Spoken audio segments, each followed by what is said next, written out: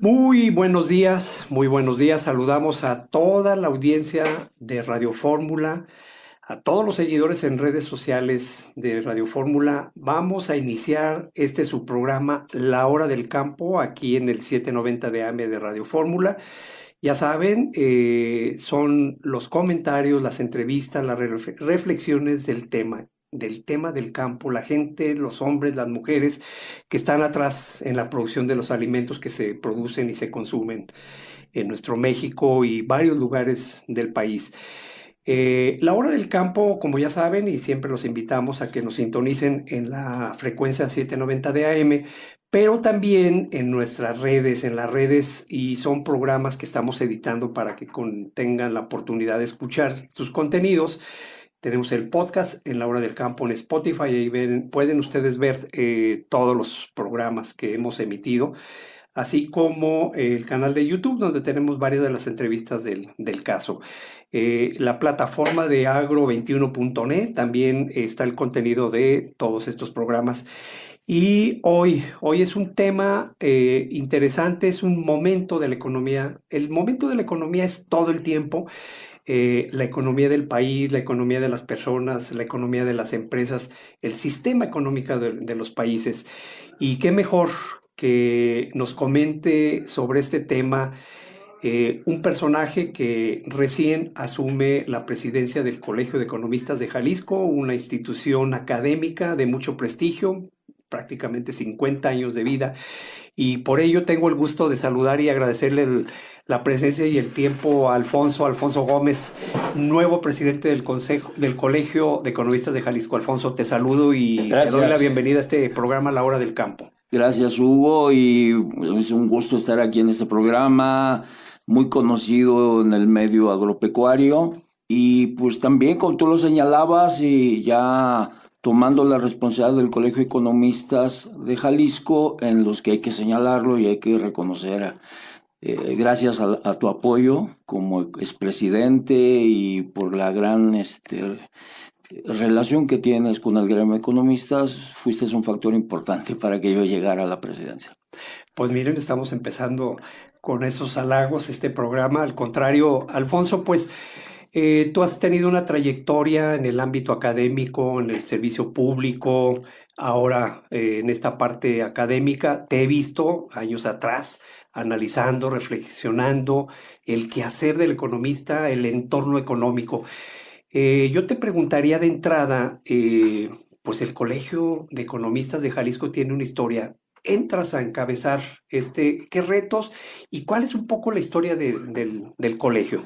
Mira, el Colegio de Economistas de Jalisco y también en su análisis no hay que desvincularlo del nacional, ¿sí? El Colegio de Economistas hace algunos años a nivel nacional, y obviamente eso tuvo repercusiones en Jalisco, tuvo un papel protagónico. Así como en el Colegio Nacional de Economistas salieron secretarios de Estado, o secretarios de Estado encabezaron el colegio, aquí en Jalisco también ha habido presidentes del colegio que en su momento han ocupado puestos muy importantes, inclusive en el gabinete, ¿no?, de los gobiernos estatales. Y eso le ha venido dando pues, un comportamiento muy interesante al colegio como un espacio de diálogo, de debate, de propuestas y de interpretación de los fenómenos económicos, ¿no?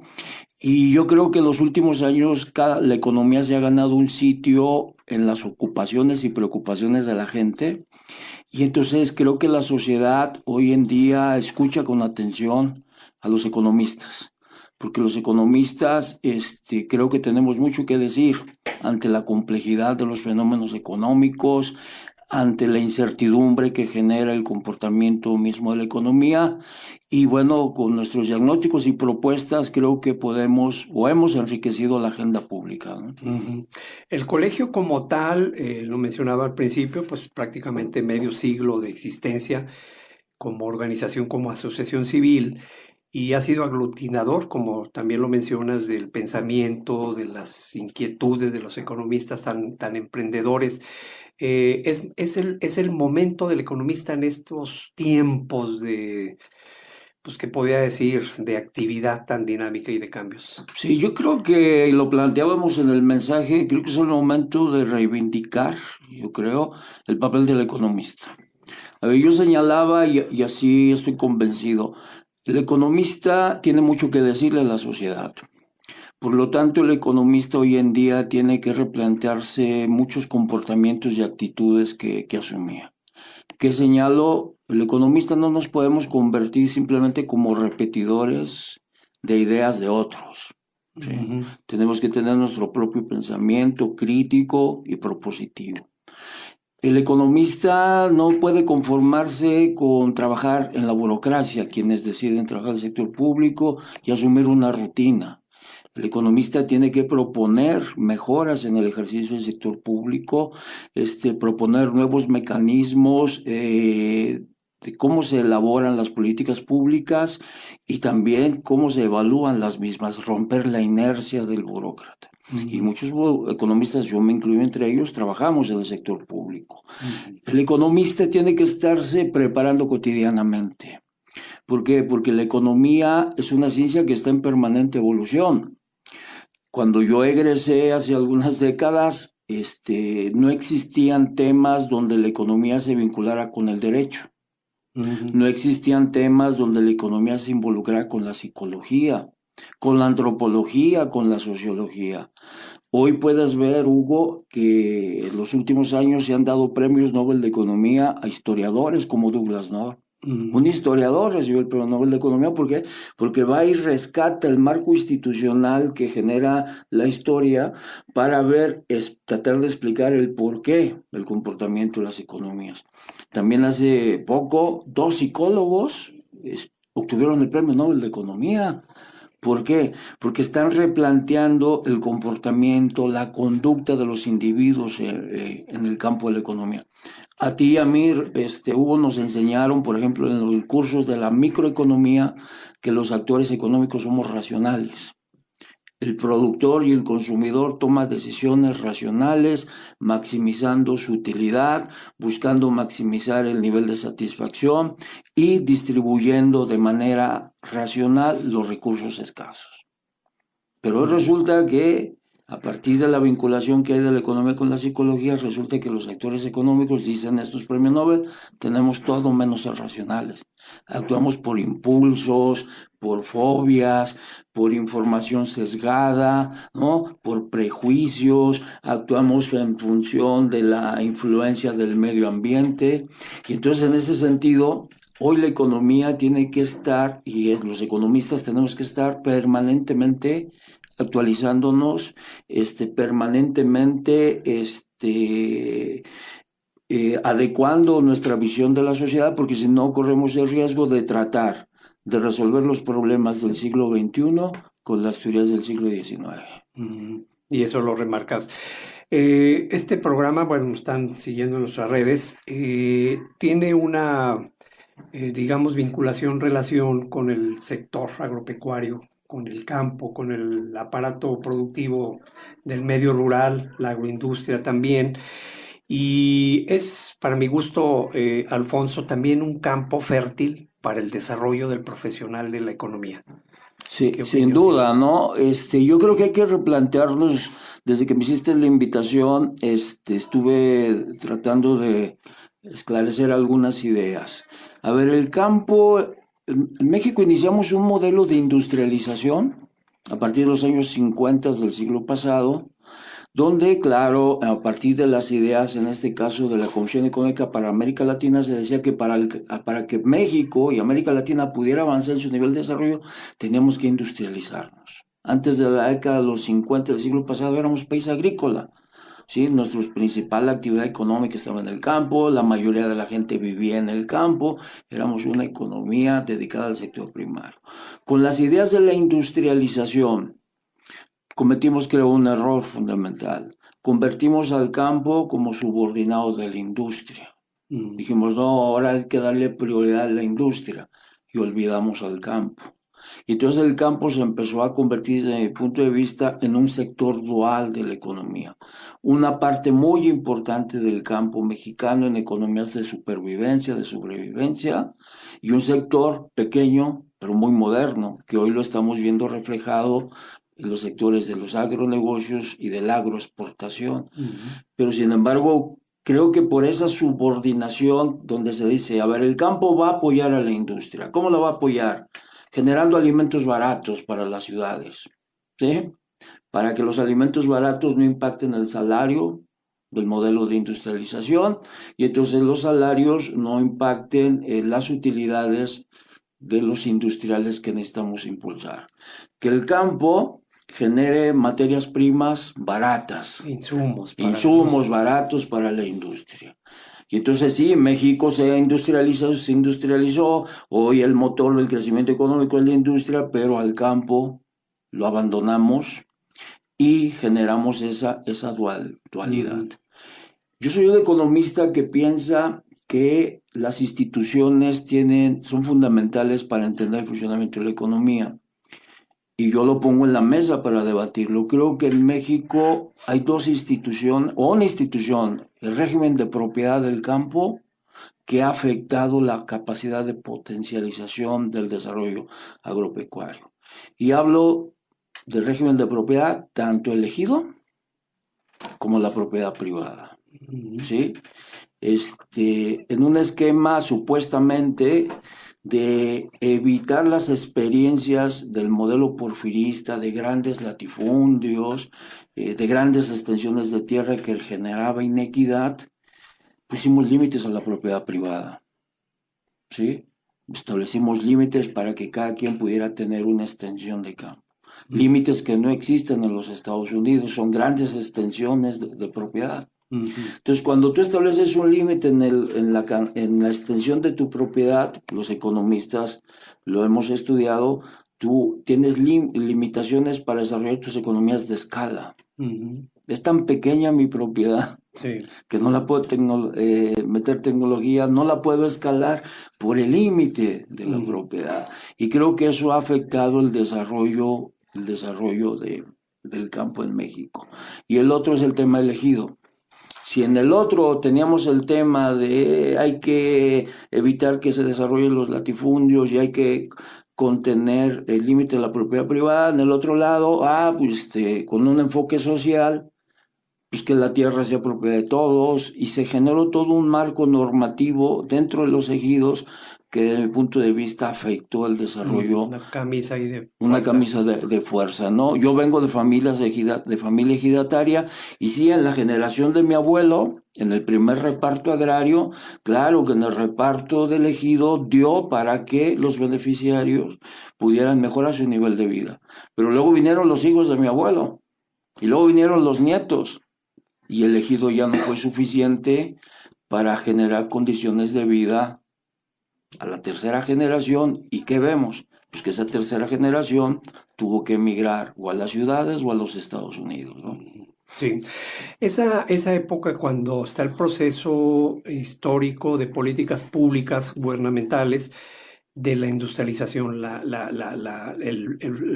focalizar el desarrollo de México, inclusive desde los 40, después terminando la Segunda Guerra Mundial, pero paralelamente venía precisamente la aplicación de la reforma agraria. De alguna manera, ahí limitó, porque el ejido, la gente de las comunidades rurales, no tan fácil se adentró en este proceso por sí, ¿verdad?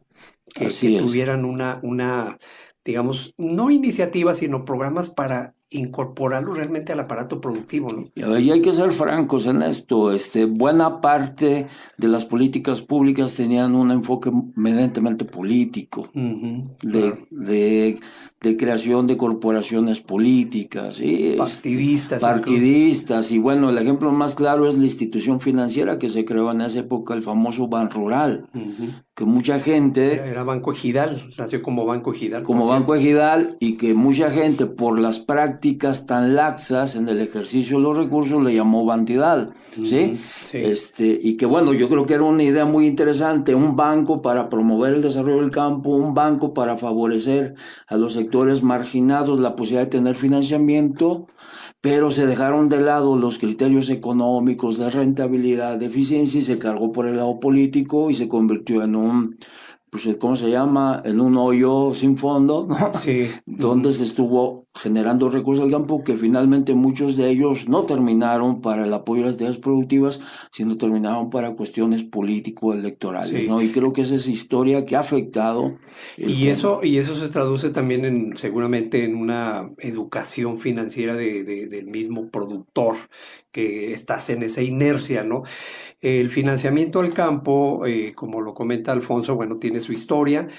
En México no es exento como los demás países desarrollados de tener su banca especializada en apoyar al campo. Estados Unidos tiene la Farm Bill, el programa de subsidios y de apoyos, y en Europa pues hay bancos especializados. En América, México tiene la institución tan conocida como ESFIRA, que es la integración de fideicomisos.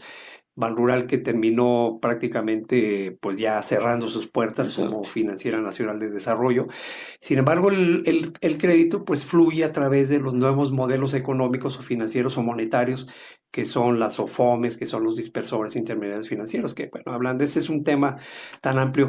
En la parte de la economía, siguiendo esta reflexión, la estructura de la economía, sector primario, sector industrial, sector servicios. El sector primario, pues es toda, como su nombre lo dice, la producción primaria de lo que genera la alimentación primaria para el proceso que se va a la industria. ¿Cómo has observado tú el desarrollo de estos sectores, sobre todo y donde tenemos intervención los economistas?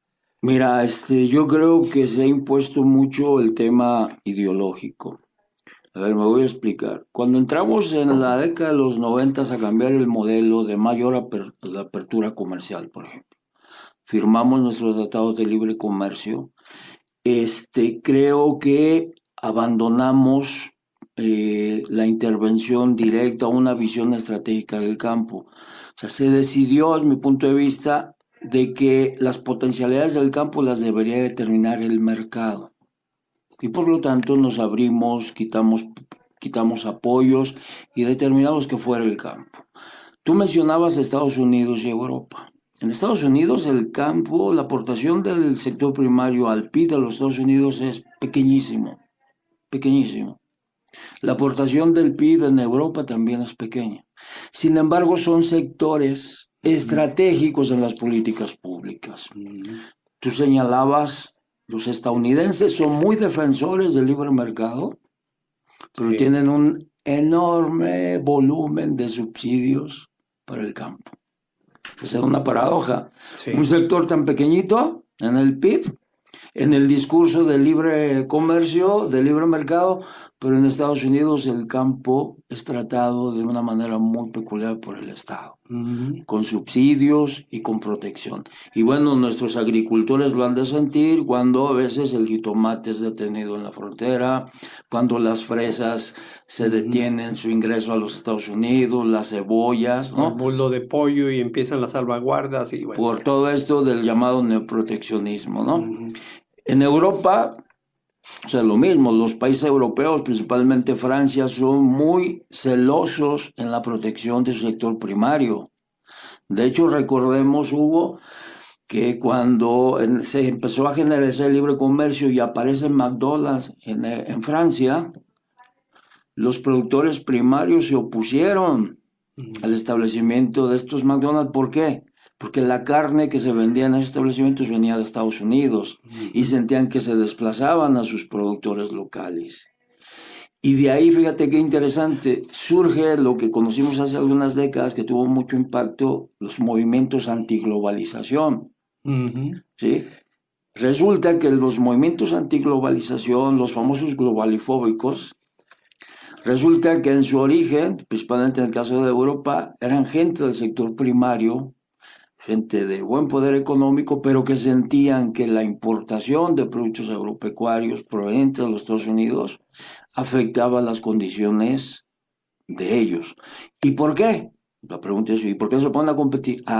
Porque no son ilusos, porque saben que los productos agropecuarios de Estados Unidos vienen apoyados por el Estado a través de subsidios, créditos preferenciales, apoyos tecnológicos, cosa que nosotros en nuestra política de apertura y de integración al sector agropecuario no lo hicimos, ¿no? Lo mejor creo que logramos, tú sabes más, fue una protección al sector del maíz, ¿no? De algunos Se le dio un años, tiempo más después de que se firmó el con la TLC para finalidad de que poder madurara y que hiciera y de estar en condiciones de competir con Sí. los estadounidenses, y después nos abrimos. ¿Y qué Sí. pasó?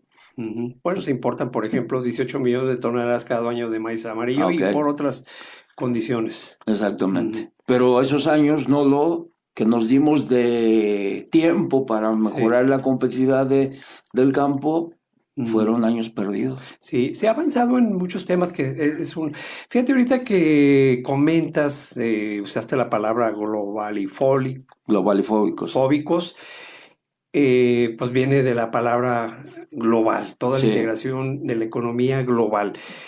¿Qué piensas, Alfonso, de esas etapas que ha vivido México hasta el 1980, ponerlo así? Pues era una economía cerrada, había una producción interna y abastecía el desarrollo de México industrial. Viene el proceso, la primera parte, cuando México entra al acuerdo del GATT, donde te vas integrando para después, pues es la puerta para los tratados regionales, bilaterales o de grupos. Entonces ha vivido un 60 años de este proceso, dos etapas. ¿Cuál es tu reflexión en esto y cómo estamos como en la economía? A ver, soy un partidario del mercado, ¿eh? Soy un partidario de la integración, soy un partidario del comercio internacional. Pero en estos procesos de integración no puede ser iluso, ¿sí? Yo siempre comparo México y Corea del Sur. Son dos jugadores globales, México y Corea del Sur.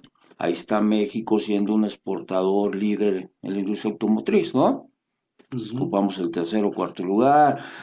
Tú conoces bien los productos agropecuarios, los que somos líderes. Los coreanos también son líderes en muchos sectores de la actividad a nivel global. Pero ¿cuál es la diferencia en cómo se integran globalmente? La diferencia tiene que ver con las políticas de articulación con el resto del aparato productivo. ¿Sí? No sé si me explico. Nosotros nos abrimos y la buena noticia que tenemos es que hoy México está entre el tercer o cuarto lugar a nivel mundial como exportador de autos. Somos una potencia exportadora de autos.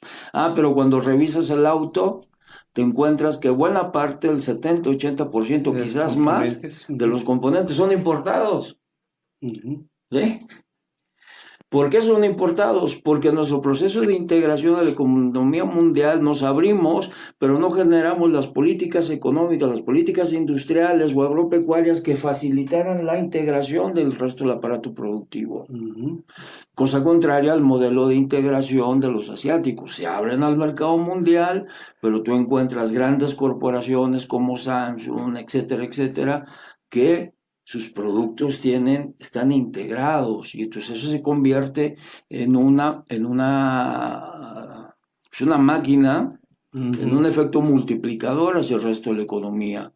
Yo por eso señalaba hace unos minutos que, por ejemplo, tenemos esa llamada economía dual, una economía muy moderna, muy integrada al mercado mundial, pero la pregunta es, ¿cuánto de esa economía que tenemos que está integrada a la economía mundial tiene el efecto multiplicador hacia el resto, ¿no? Hacia el resto de la economía? Y creo que es ahí donde fallamos. ¿Por qué? Porque en esa transición de la economía cerrada que tú dices a la economía abierta, se canceló, por ejemplo, el caso de la política industrial, ¿sí? Se dijo la mejor política industrial es la que no existe. Entonces, que sí el mercado, claro, entonces el mercado, vienen las empresas de autos y en el libre juego del mercado o en las estrategias de las empresas dicen aquí ensamblamos el auto, pero el motor lo traemos de Brasil, las llantas las traemos de Asia, ¿no? El sistema de frenos lo traemos de otro país latinoamericano. Y aquí en México, pues el componente es menor, fundamentalmente el ensamble, ¿no? Sí. ¿Tú qué piensas respecto a lo que por años se ha hablado y eso se refleja en los presupuestos públicos por años. La inversión, la investigación, el desarrollo. En esa parte, ¿tú crees que a eso obedece que no desarrollemos tecnologías precisamente para solventar esto que estás comentando, Alfonso? Sí, sin duda. Mira, cuando uno, a mí me gusta mucho hacer análisis comparativos, ¿no? Hace años y todavía Chile, por ejemplo, es un país, sí, pequeño comparado con nosotros, pero que ha ocupado lugares muy importantes en su aparato productivo a nivel mundial. Y fíjate que ahí, por ejemplo, encontramos en el caso de Chile políticas públicas para favorecer la innovación y la investigación al interior de las empresas, con estímulos fiscales donde a las empresas chilenas se decía, ¿cuántos cursos de capacitación hiciste?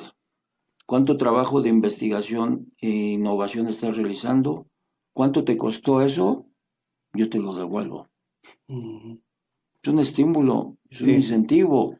Aquí yo me pregunto cuáles son los incentivos que tenemos para que las empresas, las unidades económicas puedan estar con toda convicción capacitando, actualizando a su fuerza laboral.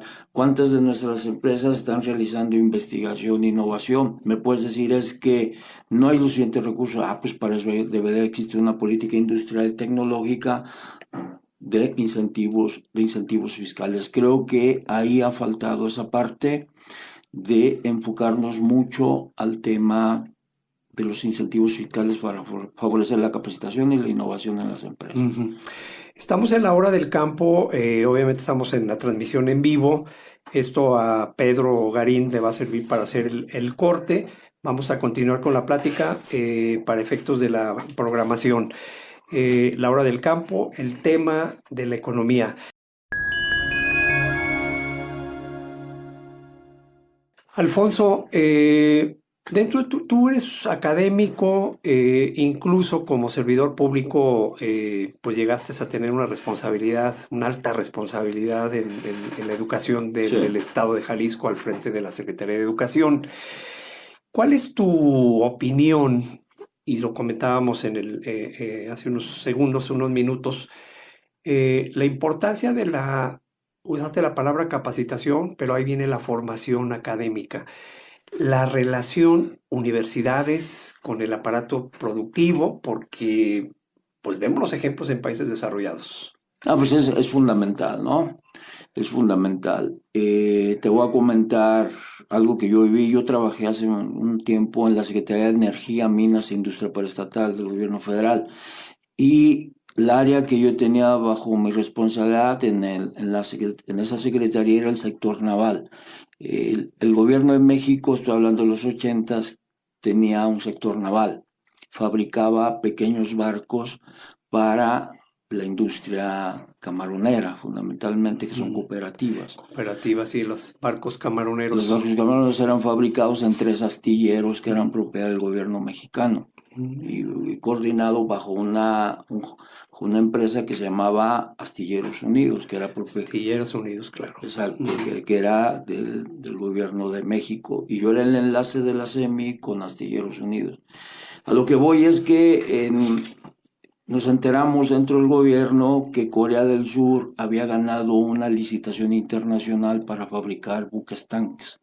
Porque la idea de México, del gobierno en aquella época, en los 80s, era que México no moviera su petróleo con barcos rentados y no pudiéramos tener nuestra propia flota de buques tanques. Entonces traíamos esos proyectos. Bueno, a lo que voy es que nos enteramos, y fue una noticia mundial dentro de la industria naviera, que Corea había ganado una licitación internacional para fabricar buques tanques. Nos dimos a la tarea de investigar por qué. ¿Quién lo hizo? Fundamentalmente fueron el gobierno de Holanda, porque ellos perdieron sus astilleros, perdieron la licitación. ¿Y a dónde voy? Descubrieron las razones por las cuales Corea ganó la licitación. ¿Y por qué la ganó? Porque fue una política de Estado. El gobierno coreano dijo, al Estado coreano le interesa ganar esa licitación. Convocó a las empresas coreanas que estaban apenas en pañales en la industria naviera y los puso en una mesa de trabajo y dijo, a ver, sector financiero, A ver, empresa de barcos, ¿qué ocupas? Pues necesito crédito a largo plazo, a baja tasa de interés y por este monto. Eso no me lo va a dar la banca privada. Ah, entonces te lo da el Banco de Desarrollo de Corea. ¿Qué ocupas para el barco? Ocupo importar partes y componentes que todavía no fabricamos, necesito financiamiento y permisos. A ver, área de comercio internacional de Corea, financiar la importación de partes y componentes y el financiamiento para las mismas y la importación. Y a lo que voy a la academia, ocupamos investigadores, técnicos, convocaron a las universidades coreanas, hicieron convenios, entonces los perfiles en las carreras de ingeniería, las universidades coreanas más importantes van a estar orientadas a apoyar a la industria naviera para poder competir en el desarrollo de los barcos. Y esa fue la razón, entre otras cosas, por las cuales hoy Corea, principalmente Hyundai, es una potencia de fabricación de buques tanques. ¿Sí? A través de esa articulación entre la academia. Nosotros tenemos un problema, y eso es parte que hemos comentado. Pensamos que, a ver, lo voy a decir de otra manera. Mi papá hace muchos años me preguntaba, hijo, ¿cuándo terminas de estudiar? Porque necesito que te pongas a trabajar. Entonces durante un tiempo me decía, ¿cuándo terminas de estudiar? Hoy yo no puedo decirme ni a mí mismo ni a mis hijos cuándo terminan de estudiar, porque si antes el estudio era una etapa de la vida, te preguntaban, Hugo, ¿a qué te dedicas? Entonces uno decía, soy estudiante. Sí. Ok, se supone que vas a dejar de ser estudiante a los 22, 23 años y ya vas a trabajar. Ese modelo que todavía muchísima gente lo tiene en el inconsciente. En el inconsciente, no, yo ya no soy estudiante, yo ya trabajo, hay que romperlo.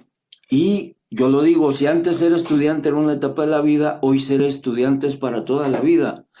¿Por qué? Porque nuestros conocimientos están permanentemente siendo superados por las investigaciones, la innovación. Y si nos quedamos con el título colgado de hace 30 años, 40 años, no vamos a ser viables en el mercado laboral. Sí. Y fíjate que ahora con las facilidades de las redes sociales, de toda la información, las tecnologías de la información, pues uno puede autocapacitarse, estar leyendo, pero lo importante, como tú le dices, es que estemos conscientes de que hay que estarnos formando, capacitando, Exacto. educando, conociendo. Mira, tú lo señalabas, yo aparte he sido docente y he tenido la oportunidad de tener estudiantes en una universidad privada de Corea. Y tuve la oportunidad de platicar con los estudiantes coreanos y compararlos con los estudiantes mexicanos, ¿no? Te pongo un ejemplo, volviendo otra vez a la vinculación. Tuve una estudiante coreana en un curso de economía mexicana. Fue la mejor. Sabía más ella de economía mexicana que los estudiantes mexicanos. Pero al ejemplo, a lo que voy es lo siguiente. Al terminar el curso platiqué con ella y le pregunté por qué se había venido a estudiar acá y por qué este curso de economía. Me dijo lo siguiente: mi papá trabaja en una empresa fabricante de autos, Kia. Todavía no llegaba a Kia, ¿eh? Dice Kia. La empresa Kia quiere venirse a México. Y entonces, con el apoyo del gobierno coreano, me están financiando mis estudios aquí. Yo vengo como de avanzada a conocer México, a conocer Guadalajara, porque Kia, la empresa que trabaja mi papá, se va a desdoblar hacia México con la idea de penetrar a Estados Unidos. ¿A qué voy? Cuando a veces un estudiante mexicano lo encuentras en Europa o en Estados Unidos, es su esfuerzo individual, ¿sí? Inclusive un esfuerzo personal, ¿no? Hasta de gusto, puede ser, estoy estudiando esto en París, estoy estudiando esto en Nueva York. No está integrado, a diferencia de esto que me platicó usted mucho. Ella se viene a estudiar aquí, no simplemente por una aspiración personal, quiero conocer México, su cultura. No, era parte de un proyecto productivo, la instalación de Kia en México. Eso es una lección impresionante, ¿eh? Sí. Sí, fíjate, Alfonso, que yo recuerdo, yo por años tuve ahí una vinculación fuerte, permanente con Chile por diferentes razones, y yo me di cuenta la formación de los estudiantes de las carreras de ingenieros industriales que eran administradores. terminando la carrera, el paso era hacer formación en un país En un extranjero. país, claro. Y eso, Es pues, una es característica del modelo chileno. del Te modelo querías chileno. titular, tienes que tener un proyecto. Pero fíjate lo interesante, un proyecto de titulación vinculado al sector económico donde Chile tiene ventajas Así es, competitivas. O sea, no exactamente. te vas a ir a estudiar, perdón, a lo Cualquier mejor carrera, pero bueno, cualquier carrera o que estudiar la migración de las aves del sur sí. de Chiapas Ujú. y te vas a estudiarlo a París, ¿no? No, está Vas sobre un proyecto muy un productivo, objetivo. un Y eso lo objetivo. tienen las universidades. De hecho, esa es precisamente esa vinculación que las universidades prevén. Nos podemos comparar con Singapur, pero en Singapur también no te puedes titular si no estudias en el extranjero. Ujú.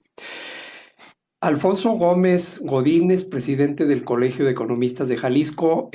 Alfonso, fíjate que dimos a conocer, pues, que ibas a acompañarnos aquí al programa en la hora del campo, y entre algunas de las preguntas la tengo, son los claroscuros de este proceso que vivimos y que se usa mucho la palabra neoliberal.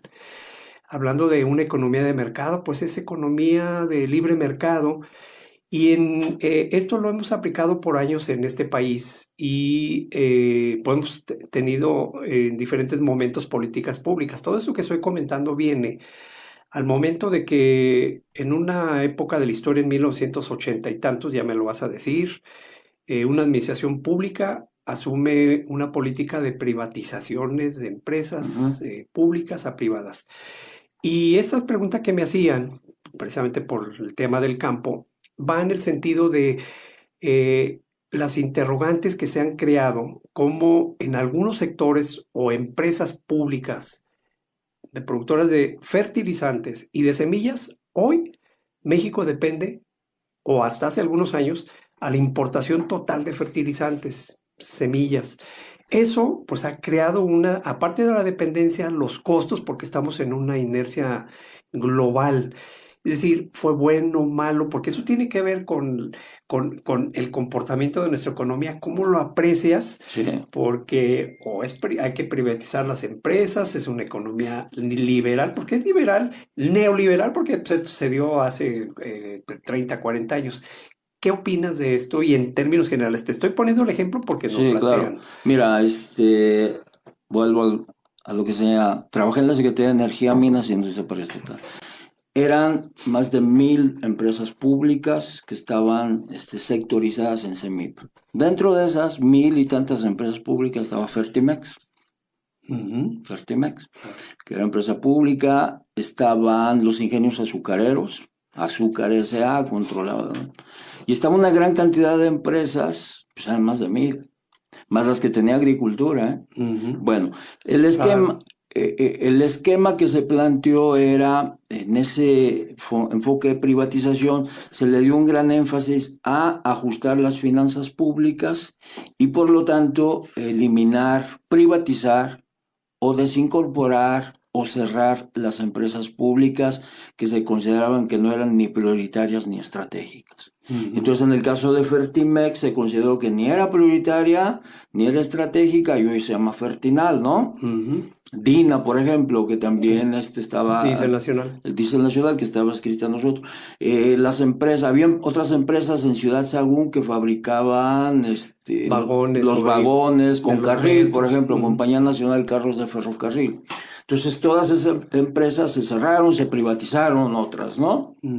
El enfoque fue: reduzcamos la participación económica del Estado y ajustemos las finanzas públicas y dejemos que el mercado determine, ¿sí? Y entonces México, y al igual que América Latina, empezó a mover, nosotros decimos, el péndulo. ¿Quién resuelve los problemas económicos? No, pues que sea el mercado. Entonces empezamos a jalarnos hacia el péndulo del mercado, cada vez privatizando más, desregulando, ¿sí?, la actividad económica. Pero cuando esto no dio resultados, voy a poner ejemplos de Sudamérica, Argentina, Perú, Brasil. El péndulo se movió al Estado. El ejemplo más evidente es Argentina. El presidente Menem llevó el péndulo al otro extremo. al extremo del mercado. Y Argentina privatizó las aerolíneas argentinas, se las vendió a Iberia, privatizó el correo argentino, ¿sí? Se lo vendió al señor Macri, privatizó yacimientos petrolíferos fiscales, lo privatizó, entonces jaló el péndulo hacia allá. Llegan los gobiernos peronistas de Kirchner y jalan el péndulo hacia el otro lado, hacia el Estado. Entonces, hoy Yacimientos Petrolíferos Fiscales, que fue privatizado, hoy es otra vez ya propiedad del Estado. Las aerolíneas argentinas que se privatizaron, hoy otra vez propiedad del Estado. Luego llega Macri y vuelve a jalar el péndulo para acá. Llega Fernández y vuelve a jalar el péndulo hacia el Estado. Y luego llega Milei y vuelve a jalar el péndulo hacia allá. El caso de Brasil es igual, Bolsonaro, Lula. ¿Sí? ¿A qué voy? México está viviendo esa transición. Mientras jalamos en los gobiernos desde de la Madrid hasta el presidente Peña el péndulo hacia el mercado, el nuevo gobierno lo jala hacia el mercado. Ayer se anunció algo que yo pongo en la mesa de una enorme discusión, la adquisición que se hizo de las plantas de Iberdrola por más de 6,000 millones. A ti y a mí como economistas, y el López es economista, nos enseñaron que el gasto público tiene un efecto multiplicador porque genera inversión. Yo me pregunto, en esa visión de tener que jalar otra vez hacia el Estado las actividades económicas relevantes, ¿qué efecto multiplicador va a tener cuando destinas más de 6,000 millones de dólares a comprar plantas que ya están funcionando? No sé si me explico. Sí. Ese dinero lo agarra Iberdrola y se lo lleva a sus negocios globales. No se genera, no se multiplica, ¿no? A lo que voy, quiero cerrar, es que en América Latina, en México, hemos estado metidos en que ¿qué es mejor, el mercado o el Estado? Y algunos dicen el mercado y tú le jalan para allá. No, y después no camina bien, como el caso de Argentina, absorbe el Estado, ¿no? ¿Cuándo debemos los economistas romper esa idea del péndulo? Se ocupan dos, mercado y Estado. Pero ¿cuál es la diferencia? Que debemos de contemplar que el mercado y el Estado son instituciones y que deben de complementarse, integrarse. Nosotros, y lo vemos en el discurso actual, el Estado se opone al mercado, ¿no? Porque el mercado genera ineficiencias, desigualdad, monopolios. Ok, si el mercado te genera ineficiencias y monopolios, regúlalo con instituciones para que el mercado genere una mejor asignación de recursos y evite estas prácticas de desigualdad o de monopolios. Entonces, el mercado, yo estoy convencido del mercado, pero el mercado con instituciones, para que ponga piso parejo en este país. ¿Qué tipo de mercado tenemos en México? Un mercado, una economía de compadres. Todos lo saben que para tener acceso a grandes negocios, ¿qué se ocupa? Pues si no el compadre, la amistad muy cercana. La amistad muy cercana. Porque después se hacen compadres por el interés. Ok. Entonces, ¿qué necesitamos? Una economía de piso parejo. Así es. Que no te enteres de que te ganaron el contrato porque no tenías el contacto. ¿Sí? Entonces, piso parejo, ¿Y eso qué leyes de competencia. ¿Cómo se puede calificar eso, ese comportamiento? Se llama economía de compadres, economía de cuates, ¿sí? De cuates. Sí. ¿Y ahí la palabra corrupción aplica? Claro, claro, porque pues eres mi compadre, te doy el contrato, pero pues es de vuelta, ¿no? Alfonso, es precisamente esa gran ventana de oportunidad. Si observamos el péndulo, cómo fluye en países pues nuevos en el mundo, 500 años, digámoslo así. El economista está formado, está capacitado, conoce todo el entorno mundial, la especialización de su capacitación de estadística, econometría, microeconomía, macroeconomía, finanzas, monetario. Tiene todo un espectro. El entorno actual y futuro, ¿qué debe hacer el economista? ¿Cuál es el rol y cómo debe de incidir en esto que estás comentando? Señalaste las potencialidades que tiene un economista y que lo distinguen, que es las habilidades técnicas, ¿no? Proyectar modelos, construirlos, sacar regresiones, etcétera. Pero yo creo que hace falta complementar eso con una mayor comprensión del contexto histórico, político, social. Hace tiempo leí un artículo de una economista de un pequeño país de África, no sé si Benín, pero un país muy pobre de África. Esta joven estudiante, creo que estudió en Harvard. Entonces la idea de ella era, lo que yo aprenda de economía, mi doctorado en Harvard, me lo voy a llevar para aplicarlo a mi país pobre y poder ayudar a mi país. O sea. Y ella lo relata que cuando llegó a su país, todo lo que aprendió de Harvard no lo pudo aplicar a la realidad de su país. Porque la realidad de su país tiene instituciones distintas a las instituciones norteamericanas. Por ejemplo, en ese país pequeño de África está muy arraigada la propiedad comunal. En Estados Unidos la propiedad privada. Entonces, ¿cómo te podías aplicar estos modelos de eficiencia, de maximización de utilidades en una economía comunal? En Estados Unidos está muy cimentado la idea de la acumulación, ¿sí? La acumulación de la riqueza y de la riqueza, de tener propiedad, que es un motor que les ha dado muy buenos resultados. En su país se encontró con que esa idea de la acumulación no existe.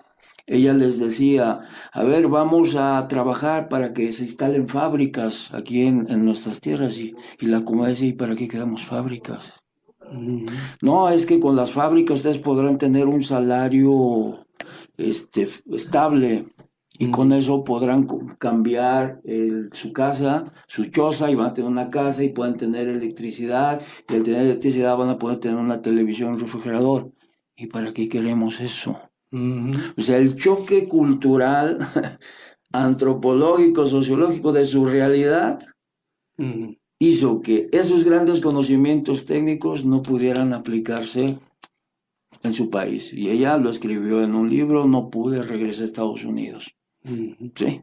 Entonces yo creo que ahí los economistas sí nos hace falta, a partir de ese expertise en esos temas que tú señalabas, ampliar nuestro conocimiento en temas que no han sido muy estudiados por la economía, pero que tienen que ver con los valores, la cultura. Recomiendo la lectura de un libro, ya tiene muchos años, que se llama Confianza, de Francis Fukuyama. Fukuyama estudió varios países y a mí me llamó mucho la atención el capítulo de Italia. Italia, ustedes lo saben, está dividido entre el norte rico y el sur pobre. Milán, la industria del vestido, de la moda, Ferrari, ¿no? Sí, límites con Alemania y eso. Exacto, inclusive vecinos, ¿no?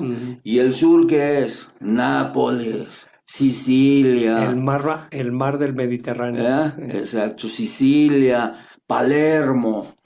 Cuando uno habla de Nápoles, Sicilia y Palermo, ¿a qué te refieres? Las zonas pobres de Italia, pero también los temas de la inseguridad y la mafia. Sí. Entonces Fukuyama dice, a ver, ¿cuál es la razón que el norte italiano sea rico y el sur de Italia no sea pobre? ¿Por qué los nortes de Italia no quieren a los del sur, no? Y a los que nos gusta el fútbol hoy entendemos por qué el Napoli de Maradona, argentino, la gran rivalidad con el Milan, ¿no? Sí. Y el boom que generó Maradona al ganarle a los grandes clubes ricos del norte de Italia. A lo que voy es que, ¿a qué atribuye esa desigualdad? Acuérdense que hubo un primer ministro italiano, Berlusconi, que quería que Italia se dividiera. Berlusconi que quería decir, nos separamos del norte de Italia porque no ocupamos esos pobres del sur. Y vamos Aquí a había casos que también expresaron en México en ciertas zonas. Sí. Y vamos a crear la Gran Lombardía.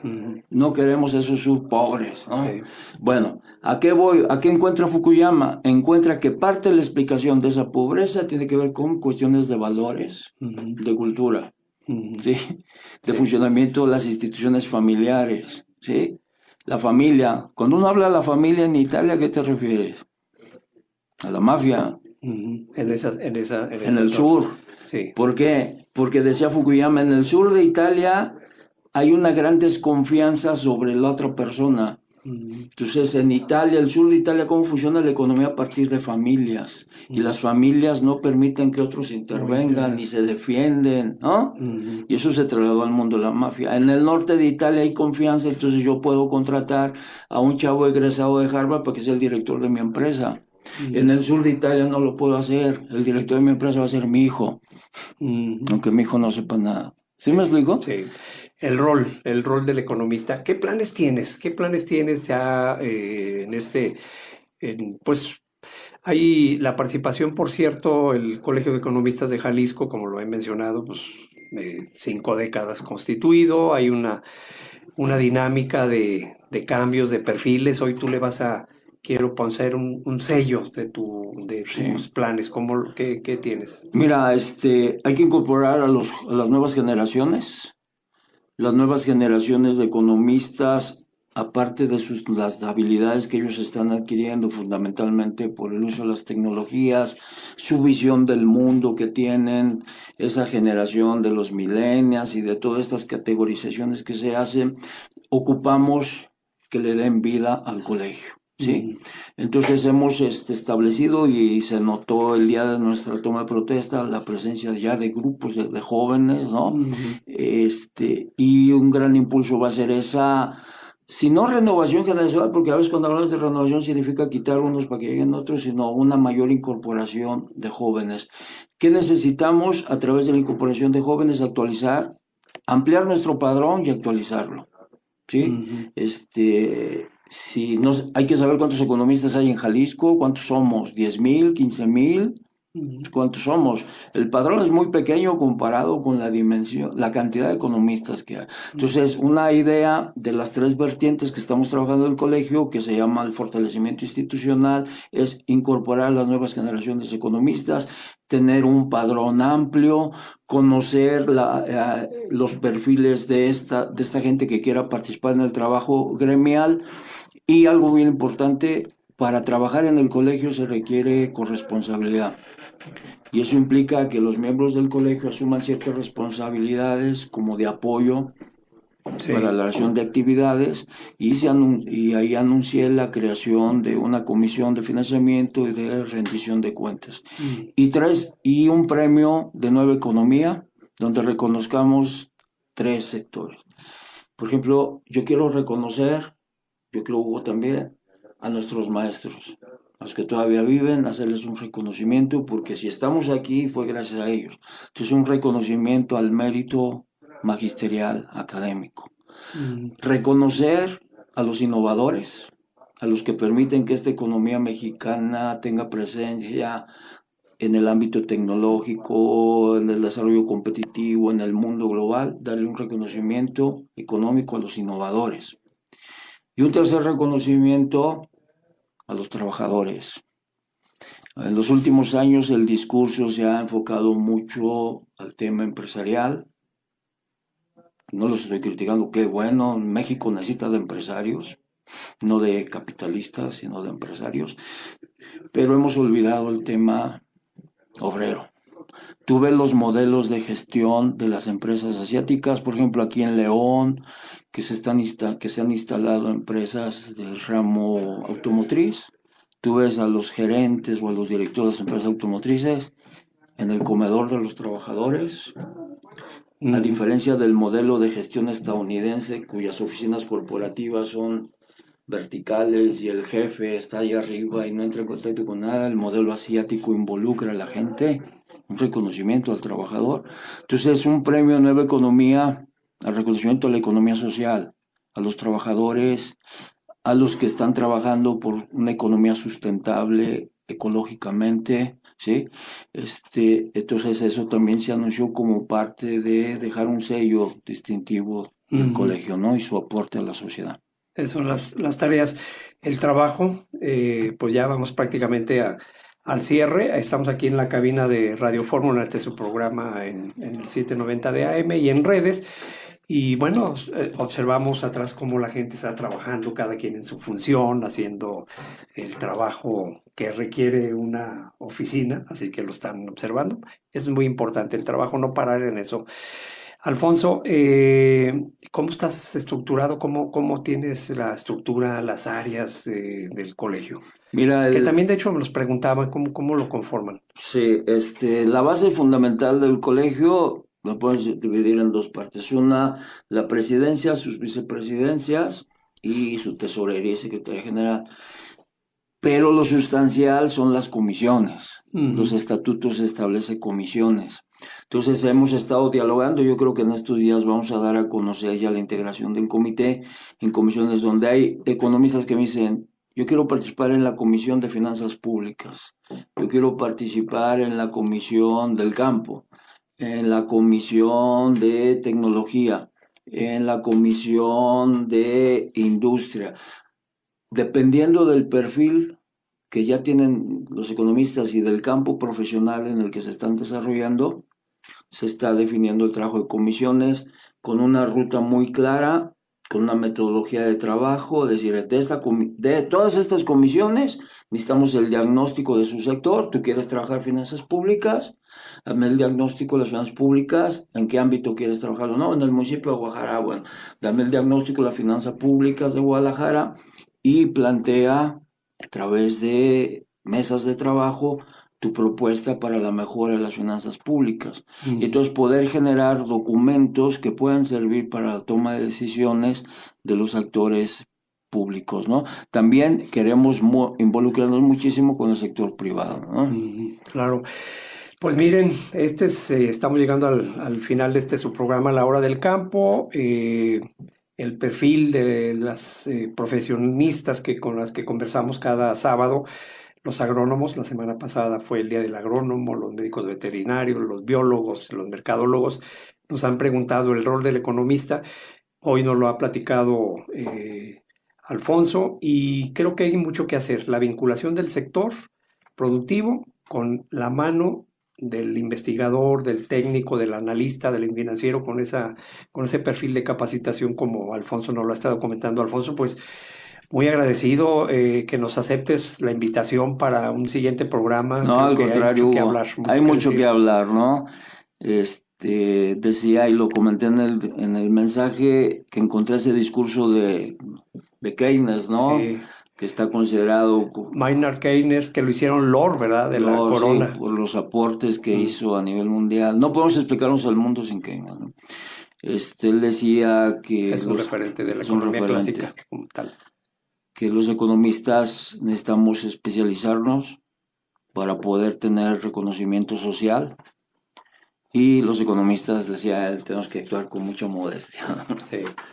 Pues Alfonso, muchísimas gracias. Estamos terminando la hora del campo, así que pues agradecemos a todos ustedes el favor de su atención y ya saben, todos los sábados y en 3 semanas a esta misma hora en Radio Fórmula, así que pues decirles que disfruten sus alimentos que se producen en el campo mexicano y por favor tengan descanso, pero también hay que trabajar como lo ha estado comentando Alfonso. Así que detrás de cámaras Pedro Garín, Lupis Vázquez también al frente de la comunicación del Colegio de Economistas. Nos conocemos desde hace buen tiempo. Ha estado participando en la comunicación de Grupo Agro Comunicación Rural en el periódico. Tenemos varias entrevistas con Lupis en el canal de agro21.net y además en el YouTube. Así que pues muy buenas tardes y seguimos en la comunicación rural.